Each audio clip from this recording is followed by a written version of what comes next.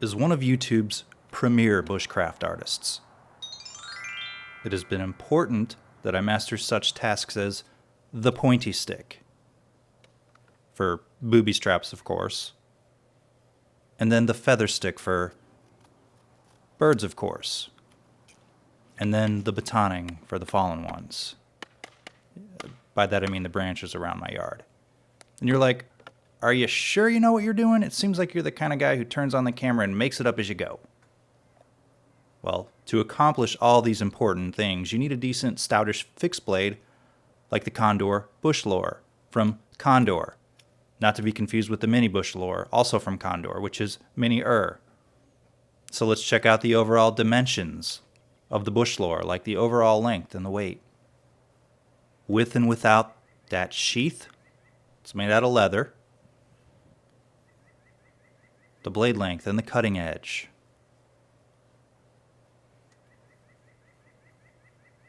Handle size. Grip area. Please note that there's a more expensive Bushlore with micarta scales. Spine thickness and handle thickness. I think that one's like, $25 more. And the tallnesses. But I ain't got that kind of money because of my knife habit. Or wait, maybe that means that I do, because I have a knife habit and I always make... Okay.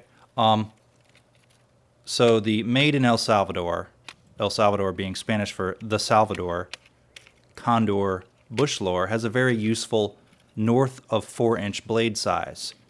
Now, is north the new ish on the channel? Hopefully, ordinary everyday guy can weigh in on this. The blade is a spear point style with a bead blasted and satin finish combo with a flat grind.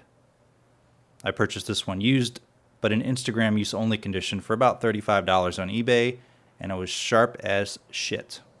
The knife, the blade spine, features no jimping anywhere, which is fine with me as I prefer no jimping to bad jimping or diarrhea. The spine has a 90-degree angle, perfect for striking a ferro rod, for the traditionalists who abhor matches and lighters. You know, despite the match being invented before the ferro rod. You're like, I use flint. The handle. The hardwood handle is nice and bulbous-ish, with a decent-sized grip area that works well for my hand size, and larger, manlier, crustier hands too. And you're like, I don't think they get much crustier than yours. Fair enough. It's smooth and has a lanyard hole in the back for the survivalist paracord sculpture. You could dangle your ferro rod from there, but the handle is comfortable and I don't foresee any hot spots and didn't notice any during the crafting of the bush. Or bushes. Maybe like limb craft? Trash craft? Bullshit. Alright, let's take a gander at the sheath. It's a thick leather welted and riveted style designed to last as long as the knife and well after you put it up for sale on Knife Swap on Reddit in a B- or C+ condition for $45. You know, more than you paid for it. It has an imprint of the Condor logo on it, which is an interesting touch. Have I used interesting as an adjective yet? I don't think so. You're like, I wouldn't use it either.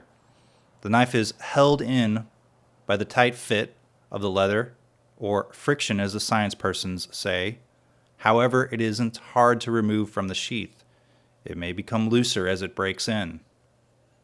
The sheath ain't dangly, which is something I have become preferential to in knife sheaths, because they often sit a bit lower on the hip, and I like them to dangle a little lower because when I reach, it's more natural if it sits a little bit lower.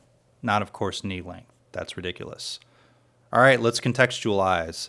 First, the Moschus Tanto. It's bigger, heavier, and a bit more ornate for the fancier bros. I prefer the less flashy and more useful curve of the belly of the Bushlore knife. Some people prefer Tanto blades because of prying, I assume. Well, I've replaced all my kitchen knives with Tantos. Well, I use my fixed blades mostly for food prep and breaking apart wood for the campfire occasionally. The Moschus is less suited for food prep because of its heft and length, but it's pretty good at batoning. Next is the knife I have gone to most for camping, the Vangedal Rover, Vangedal, which is in the same price range of about $50 but made in Denmark and not the Salvador. The clip point on that one makes it a bit more friendly for game prep, but it has served me well for cutting food, ferro rotting, and held up very well to batoning, the essential outdoor task. The Condor may replace it one day, but I'll need more time with it to make up my mind. Next is the $120 Made in USA Esee PR4, which stands for Puerto Rico 4.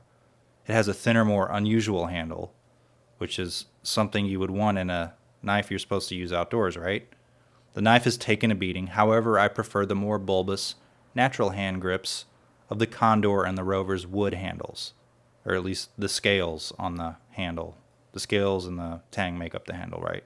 Just so you know that I know what I'm talking about. And finally, the Esse 6. This one has no finger guard, but some people like that. It's a larger blade, and it has a nice, comfortable micarta handle. It's cool, but I don't use it very often.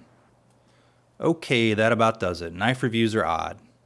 I mean, these ones are definitely odd, but often knife reviews are done before we've spent a good amount of time testing a knife, mine included.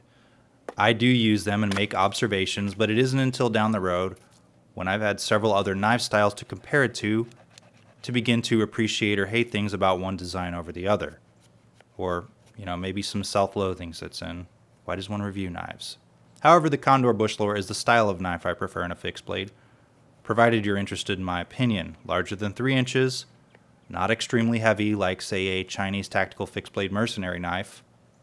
I mean, those knives do have their place, like YouTube videos. But also the Bushlore handle feels right. Maybe the micarta would be a bit grippier, but who has an extra $25 laying around, am I right? As an anecdotal observation, fellow knife reviewer Journeywind Junk, which I've reviewed some of his knives before, so I'll link it below, broke the wood handle on his Condor fixed blade. Not, of course, the same model as mine, but the wood looks similar. And I know that no two wood scales are the same, but micarta has always appeared to me to be a bit less likely to fragment or break apart, because it's cloth, as I've had a few wood handles split over the years personally. And the viewer might point out, was it because you were batoning wood, good sir? No, but point taken. Smacking wood against other pieces of wood is a good way to split wood. So if you're batoning through a large piece of wood, hitting a wood handle with a wood baton, would really increase the chance of splitting, and also it deforms the handle. That's why you'd buy micarta. It's more resistant to whacking it. So if this rambling has made any sense, and I really hope it hasn't, the Condor Bushlore is a good choice for a general purpose outdoor knife that is relatively affordable. Has a nice, easily sharpened carbon steel blade, which you should, wipe down and take care of because it'll rust if you're not careful. And it looks to be a useful non-talking type companion in the outdoors, other than a case of beer. If you like this review, subscribe to my channel, give the video a thumbs up, leave a comment.